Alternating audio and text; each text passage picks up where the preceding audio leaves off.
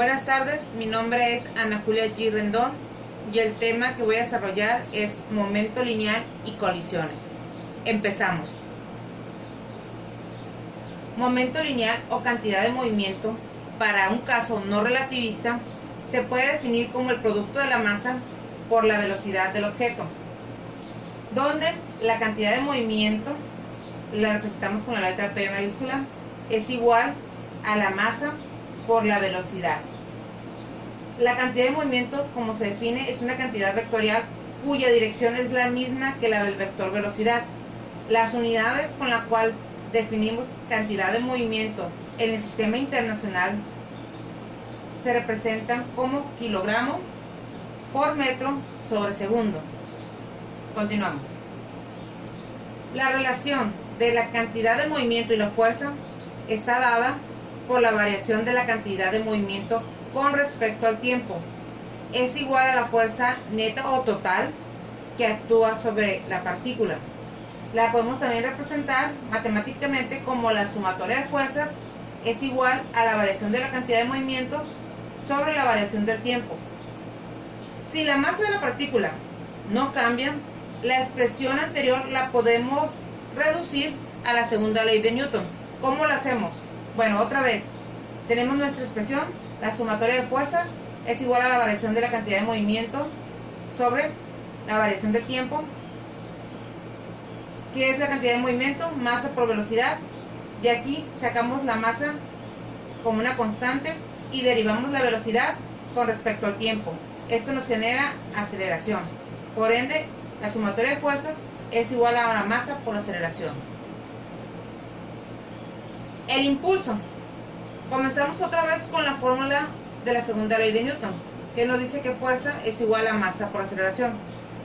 Cuando actúa una fuerza sobre un objeto por un determinado tiempo, causa un cambio en la cantidad de movimiento de dicho objeto. ¿Cómo lo podemos representar? Bueno, la podemos representar como la fuerza total por la variación del tiempo es igual a la variación de la cantidad de movimiento, donde otra vez la cantidad de movimiento la representamos como la masa por la velocidad. La fuerza total es un cambio de la cantidad de movimiento entre tiempo, lo cual lo podemos desarrollar como masa por velocidad final menos masa por velocidad inicial. Sacamos la masa como una constante y nos queda otra vez la variación de la cantidad de velocidad sobre el tiempo, y esto es igual a masa por aceleración. Con lo que podemos decir de manera general que el impulso total de la fuerza neta sobre una partícula es igual a la variación de la cantidad de movimiento de la partícula. Con esto podemos llevar a definir el concepto o el principio de conservación de la cantidad de movimiento en un sistema que se encuentre aislado. Para ello vamos a considerar dos puntos. Primer punto, pueden interaccionar entre sí. ¿Qué quiere decir? Que nada más entre ellos pueden ejercer fuerzas. 2. El sistema está aislado del entorno que lo rodea. También, ¿qué quiere decir? Que no existen fuerzas externas que actúen dentro de nuestro sistema. Por lo que, si la fuerza total, que es igual a la variación de la cantidad de movimiento entre la variación del tiempo, es igual a 0. La fuerza neta actuada sobre dicho objeto o conjunto de objetos es 0. Y el momento lineal total del objeto u objetos permanece constante. Por esto, entonces, la ley de la conservación del momento lo podemos definir como pequeñas cantidades de movimiento dentro de los cuales se encuentra el sistema. Y de manera general podemos decir que es la suma de todas las fuerzas que actúan entre esas partículas de un conjunto de objetos es 0, según la primera ley de Newton. Las únicas fuerzas que cambian el momento del sistema son las fuerzas externas, es decir, fuerzas ejercidas por objetos fuera de nuestro sistema. Bueno, vamos entonces a entrar con lo que son colisiones o choques. Para ello, primeramente tenemos que definir qué es lo que consideramos como un choque o una colisión. Tenemos lo siguiente: cuando dos o más cuerpos se aproximan entre sí, entre ellos actúan fuerzas internas que hacen que su momento lineal y su energía varíen, produciendo un intercambio entre ellos de ambas magnitudes. Aquí tenemos un ejemplo ilustrativo. Continuamos. Ahora bien, los tipos de colisiones. Aquí en este tema vamos a hablar los tres tipos. Empezamos definiendo lo que es los choques inelásticos. Uno de los dos objetos que chocan se deforma durante la colisión. En estos choques, la cantidad de movimiento se conserva, pero la energía cinética no se conserva, ya que parte de ella se transforma en otro tipo de energía en el proceso de deformación de los cuerpos. Aquí tenemos un ejemplo tenemos un objeto suspendido, se dispara una bala, la bala se introduce dentro del objeto y este empieza a oscilar. Aquí tenemos una clara transformación de energía. Continuamos. Los choques elásticos se producen cuando dos objetos chocan y rebotan entre sí, sin ningún cambio en sus formas. Los choques de las bolas de billar o los choques entre partículas subatómicas son un buen ejemplo de colisiones elásticas. En los choques elásticos se conserva tanto la cantidad de movimiento como la energía. Esto es bien importante porque es lo que nos define cuando un choque es elástico. Siguiente. Un choque totalmente inelástico. Los cuerpos que chocan se mueven tras la colisión con la misma velocidad, de manera que parecen estar pegados y se comportan como un único cuerpo. En este tipo de choques se conserva la cantidad de movimiento, pero toda la energía puesta en juego en el choque se transforma en calor o deformación y no se recupera para el movimiento. Otra vez, esa es la parte clave para definir lo que es un choque totalmente inelástico. Bueno, ya tenemos los tres tipos, lo que es elásticos, inelásticos y totalmente inelásticos. También ocupamos definir otro concepto que es muy importante, que es el coeficiente de restitución, que dice que lo siguiente: para cualquier colisión entre dos cuerpos en los cuales los cuerpos se mueven solo a lo largo de una línea recta, el coeficiente de restitución está dado por la siguiente fórmula. Tenemos que el coeficiente de restitución lo definimos con la letra E minúscula y es igual a menos la velocidad inicial final menos la velocidad del cuerpo 2 final entre la velocidad del cuerpo 1 inicial menos la velocidad 2 del cuerpo inicial. Dentro del coeficiente de restitución tenemos tres condiciones o tres características. Cuando el coeficiente de restitución es igual a 0, podemos decir nosotros que estamos en presencia de un choque perfectamente inelástico. En cambio, si nuestro coeficiente de restitución tiene un valor que oscila entre 0 y 1, el choque es semielástico. Si, por último, el coeficiente de restitución es igual a 1, el choque es perfectamente elástico. Esas son las tres características que vamos a utilizar nosotros o que nos puede servir el coeficiente de restitución. Bueno, tenemos dos tipos de colisiones, unidimensionales y bidimensionales. Vamos a empezar con el concepto de unidimensionales. Son las colisiones que ocurren en un mismo plano. Tenemos dos cuerpos, como se muestra en la figura, M1 y M2, colisionan. Después de la colisión se ve que los cuerpos se alejan. Este es un ejemplo particular, donde para resolver este tipo de ejercicios o problemas se usa la conservación de la cantidad de movimiento. Nos dice que la conservación de la cantidad de movimiento antes del impacto va a ser igual a la cantidad de movimiento después del impacto, y esto se puede desarrollar como la masa del objeto 1 por la velocidad del objeto 1 inicial más la masa del objeto número 2 por la velocidad del objeto 2 inicial va a ser igual a la masa del objeto 1 por la velocidad del objeto número 1 final más la masa del objeto 2 por la velocidad 2 final del objeto. También tenemos unos casos particulares. Si el choque es perfectamente inelástico, tenemos que la velocidad final de los cuerpos va a ser la misma. Por eso es que tenemos que la velocidad del cuerpo 1 final es igual a la velocidad del cuerpo 2 final, y esto va a ser igual a una velocidad final, que es la que llevan los dos cuerpos cuando el choque es perfectamente elástico y los cuerpos se vuelven uno solo. También tenemos el caso de coeficiente de restitución, va a ser igual a la siguiente fórmula que ya vimos anteriormente.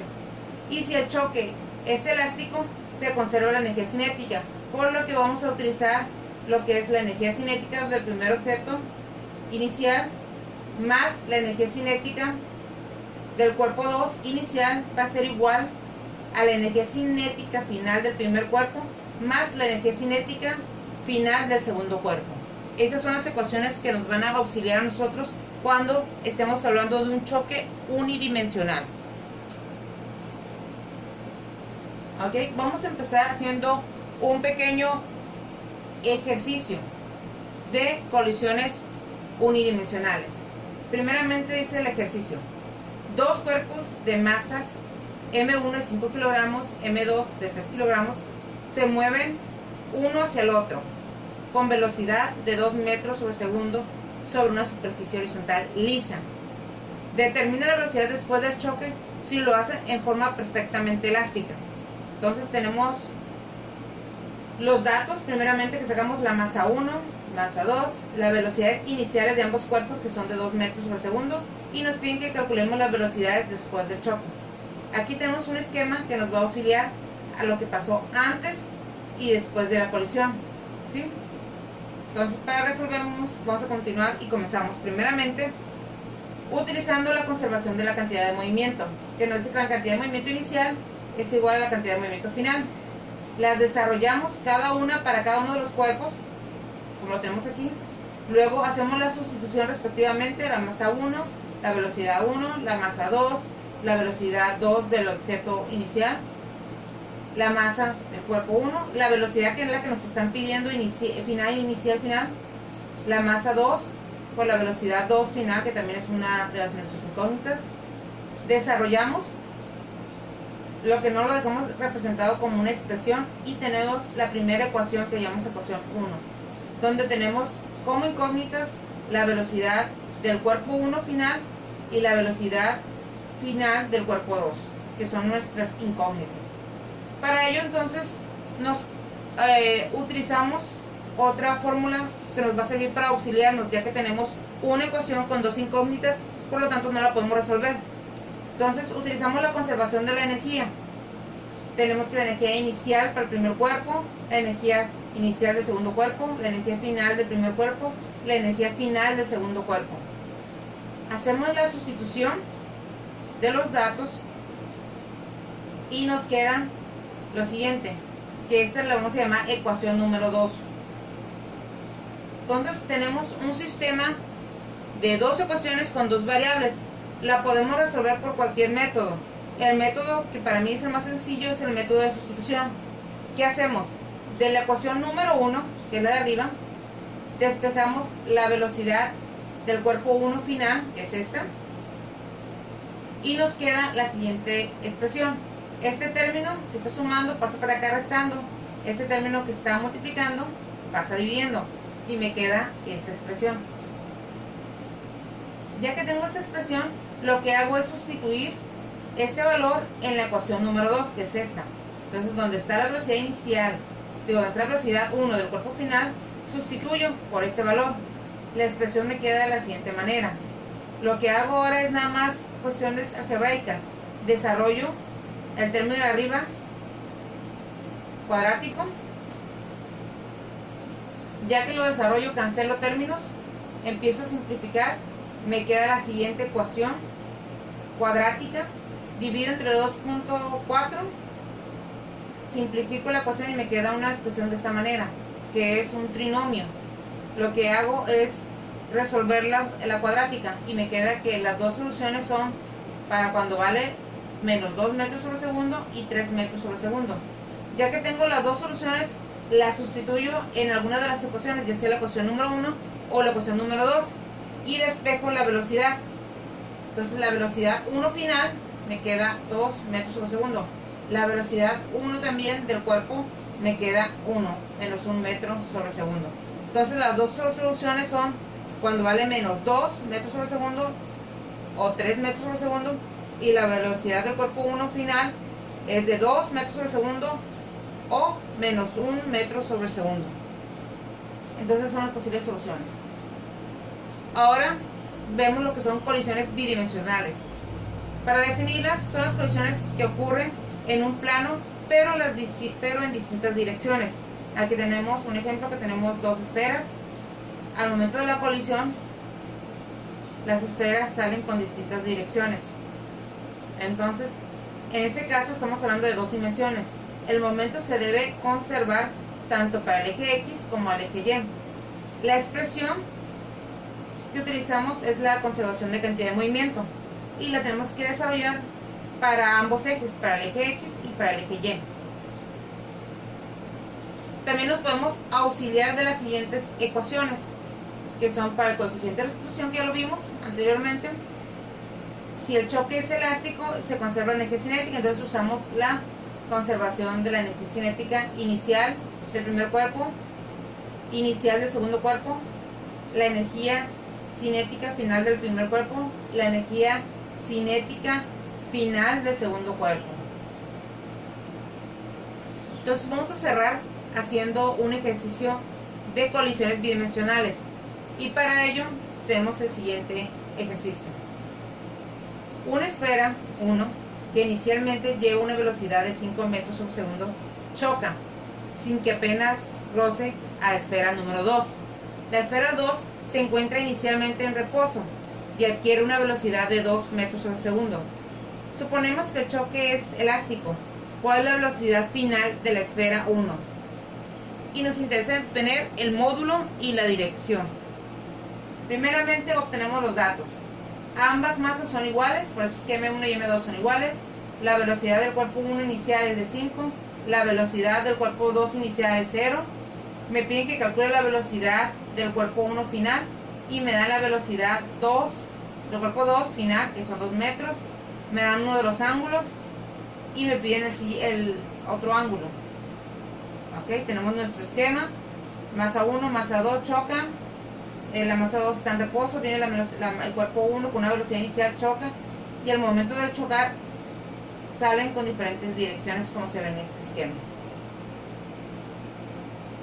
Entonces, para resolverlo empezamos utilizando la conservación de la cantidad de movimiento y la desarrollamos para ambos ejes, para el eje X y para el eje Y. Siguiente punto que tenemos es sustituir. Hacemos un cambio. Como estamos hablando de que va a ser componentes en X y componentes en Y, tenemos que para la componente en X vamos a usar la función coseno. Para la componente en Y va a ser seno. Entonces sustituimos para ver cuánto vale cada uno. Y tenemos lo siguiente.